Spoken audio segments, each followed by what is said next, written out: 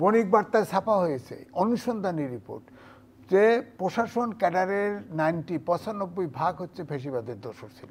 অনেকে বলছে, বিশেষ করে বৈষম্যবিরোধী ছাত্র আন্দোলনের নেতারা বলছেন যে আমরা রাজনৈতিক দলগুলোকে বিশ্বাস করি না। বলার পিছনে একটা কারণ রয়েছে, কারণ হচ্ছে রাজনৈতিক দলগুলো জনগণকে নিয়ে কাজ করতে হয়। এই যে আমরা দেখলাম সচিবালয় সংস্কার গেল, সচিবরা আন্দোলন করলো, সবার মন রক্ষা করে কাজ করতে হয়। সেখানে সংস্কারগুলো কি রাজনৈতিক দলগুলো এসে করতে পারবে? দেখেন, এই সচিবরা যে মিছিল টিছিল করছে, আমার ধারণা রাজনৈতিক দল ক্ষমতায় থাকলে তারা সমস্যাটা আগেই বুঝতো, সমস্যাটা বুঝতে দেরি করছে। এখন তারা মাঠে নেমে গেছে।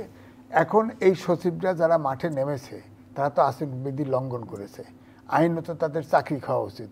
সেই সক্ষমতা কি এই দলের সরকারের আছে? নাই। অর্থাৎ যারা যেটা পারবেন না সেটা বুঝতেও পারে না যে শুরুতে আমার কি করতে হবে। ধরেন এই প্রশাসন ক্যাডারে একটা 26টা ক্যাডার আছে, প্রশাসন ক্যাডারের লোক আপনি দেখেন সব ডিসি পদায়ন করছে। বণিক বার্তায় ছাপা হয়েছে অনুসন্ধানী রিপোর্ট যে প্রশাসন ক্যাডারের 95% হচ্ছে ফ্যাসিবাদের দোসর ছিল। এবং সবচেয়ে ইন্টারেস্টিং, মিনিস্ট্রি চালায়, মিনিস্ট্রির অধীনের সব বিভাগ চালায়। একটা মাত্র আলামত দেখলাম এরকম, আমরা যে প্রতিষ্ঠানেই যাব, যে ইনস্টিটিউটেই যাবে সরকার সংস্কার করতে কিংবা কোনো রাজনৈতিক দল যখন ক্ষমতায় আসবে তারা সংস্কার করতে, এই পরিস্থিতিতে তৈরি হবে। আপনি এটা তো হবেই, কারণ হচ্ছে যে সরকার হলো 24 জনের সরকারের তো কোনো রাজনৈতিক দলও নাই, কোনো কর্মীও নাই, কিছু নাই। এমনকি পুলিশ বাহিনীও অচল, আপনার প্রশাসনও অচল। তারা সংস্কার ম্যান্ডেটই তো নাই। সরকার আপনার এই সংস্কার করতে বলছে কে? তা তো প্রেসিডেন্টের কাছে ওত নিয়েছে সংবিধান সম্মানিত রাখার জন্য। তো সেই সংবিধান, সেগুলো সংস্কার করার ম্যান্ডেট কোথায় এই সরকারের? বলেন, একটা নিজেরা বসাইছে বিচার বিভাগ, সেখানে প্রেসিডেন্টের এক ধারায় বলছে যে সরকার বৈধ কিনা, দিয়ে দিচ্ছে একটা সার্টিফিকেট, বৈধ, বাস চলছে।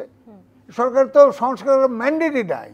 যারা রাজনৈতিক নির্বাচিত হবে, ধরেন এরা সংস্কার করলো, ধরেন করলো, এখানে কিন্তু রাজনৈতিক দল সংস্কারের বাইরে রয়ে গেছে। তাদের প্রতিনিধি আছে? নাই তো। এই ব্রিটিশ সিটিজেন, আমেরিকান সিটিজেন দিয়ে সংস্কার করতেছে। বিরোধী দলগুলি মানবে? তারা তো যে কেউ নির্বাচনে আসবে। বিশেষ করে আমি মনে করি যে বিএনপি ক্ষমতায় আসবে, বিএনপির বুড়ো আঙ্গুল দেখায় আপনি সংস্কার করতেছেন, তারা সংসদে আসবে, সংসদে ফেলাই দেবে ট্রাস্ট পেপার হিসেবে। আপনার এরশাদের সময় সংস্কার প্রস্তাব ছিল, শাহাবুদ্দিনের সময় সংস্কার প্রস্তাব ছিল, 111-এর সময় 121টা সংস্কার প্রস্তাব ছিল। আওয়ামী লীগ বিএনপিতে তোলপাড় ঘটে গেছে, সেই সংস্কার একটাও পাশা নেই, একটাও প্রশংসাতে পাশা নেই।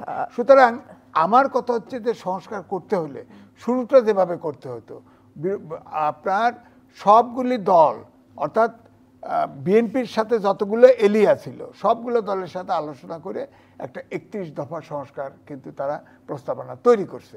সেটা কিন্তু এই অন্তর্বর্তীকালীন সরকারকে আপনার দিয়েছিল। জামাতও পরের সংস্কারের প্রস্তাব দিয়েছে। আপনি এটাকে বেসিক ধরে এর সাথে যোগ বিয়োগ শুরু করলেই তো আলোচনাটা ইয়ে হয়ে যেত। এখন রাজনৈতিকবিদদের দূরে রেখে আপনারা ছাত্রদের দাবি, ছাত্ররা কি ওই যে হাবিব ভাই বললো, তো এরা তো ছাত্র, এদের তো স্কুলে ক্লাসে থাকার কথা, এদের দাবি কি, এদের ম্যান্ডেট কি?